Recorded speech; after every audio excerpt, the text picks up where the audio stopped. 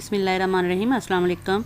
आज हम आपको करेले गोश्त बनाना सिखा रहे हैं। इसके लिए हमने 1 किलो करेले जो हैं धो के हमने काट लिए थे। तो इसके अंदर अब मैं नमक और हल्दी लगाकर अच्छी तरह से इसको मिक्स करती हूँ और इसके बाद इसको 2 से 4 घंटे के लिए साइड पे रख देंगे ताकि इनका जो कड़वाहट वाला पानी है वो निकल जाए। और उसके बाद इसको धो के अच्छी तरह से निचोड़ लेंगे और एक साइड पे कर देंगे। इसके बाद आपको दिखाते हैं नेक्स्ट प्रोसीजर।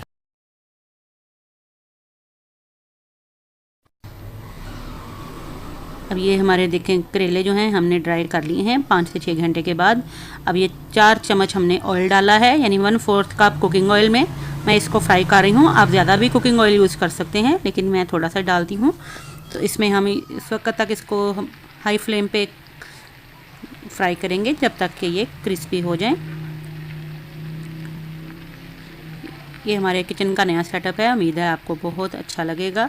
तो इंशाल्लाह से आने वाली वीडियोस हम इसी सेटअप में बनाएंगे। एक साइड पे जो है ये हमने न्यू सेटअप सारा बनाया है। चलिए ये अब थोड़ा सा सुनहरी होने लगेगा तो फिर इसके बाद अच्छी तरह से इसको मिक्स करते जाएंगे। और जो ही ये थोड़ा सा हल्का सा ये देखें जिस तरह गोल्डन से हो गए हैं, बस इस तरह से ही हमें चाहिए। बहुत ज़्यादा मैं ब्राउन नहीं करती। अगर आप ज़्यादा गोल्डन क्रिस्पी करना चाहते हैं तो गोल्डन क्रिस्पी कर लीजिएगा। चलिए एक साइड पे करते हैं इसको। चलिए गोश्त की तरफ आ जाते हैं। ये गोश्त मैंने नमक और 1 या 2 प्याज डाल के और थोड़ा सा लहसुन डाल के इसको अच्छी तरह गला लिया था। ये थोड़ी सी हल्की सी यखनी आपको अभी भी नज़र आ रही होगी। आधा किलो गोश्त है ये हड्डी समेत। तो इसको मैं अब भूनना शुरू करूँगी और इसको भूनने के साथ साथ मैं इसके अंदर टमाटर और प्याज वगैरह शामिल कर रही हूँ। ये 2 बड़े टमाटर हैं, 2 से 3 हरी मिर्चें हैं और 2 बड़े प्याज हैं। इनको मैंने इस तरह काटा हुआ है। तो ये इसके अंदर शामिल कर रही हूँ, जो कि हमारे करेलों के लिए मसाला तैयार कर देंगे। तो चलिए इनको हल्का सा बस मिक्स करना है।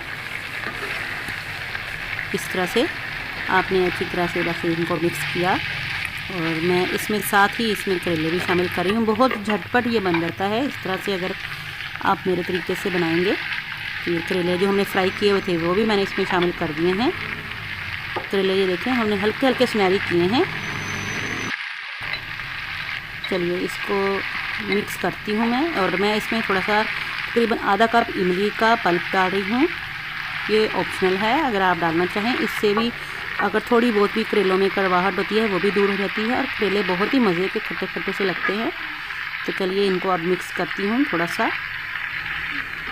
चम्मच से अच्छी तरह से ऊपर नीचे कर रही हूँ मैं, ताकि इमली का जो जूस है वो अच्छी तरह से इनमें जज़ब हो जाए। चलिए अब इसके अंदर मसाले शामिल करेंगे। हल्दी तकरीबन 1 टेबलस्पून जितनी मैंने इसमें ऐड की है। नमक थोड़ा शामिल करेंगे क्योंकि करेलों को भी हमने नमक लगाया था, इसलिए आधा चम्मच नमक डाला है।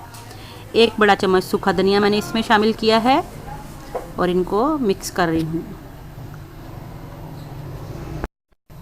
1 चम्मच मैंने इसमें मिर्च शामिल कर दी लाल और इसको अच्छी तरह से कर रही हूँ मिक्स। अच्छी तरह से आपने अब इसको कर देना है कवर और मीडियम फ्लेम पे इसको 5 से 7 मिनट के लिए रखते हैं ताकि ऑयल ऊपर आ जाए। और ये देखें करेले हमारे बेहतरीन से करेले गोश्त तैयार हैं।